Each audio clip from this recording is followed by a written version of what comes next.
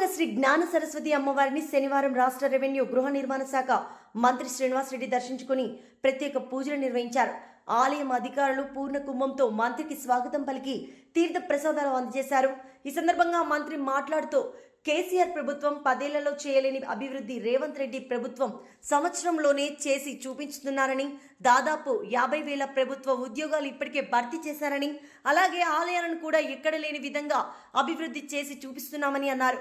ఈ కార్యక్రమంలో స్థానిక తహసీల్దార్ పవన్ చంద్ర బాసర ట్రిపుల్ ఐటీ ఇన్ఛార్జ్ వేసి గోవర్ధన్, స్థానిక కాంగ్రెస్ ముఖ్య నాయకులు మమ్మాయి రమేష్, రామ్దాస్, జంగం, రమేష్ తదితరులు పాల్గొన్నారు.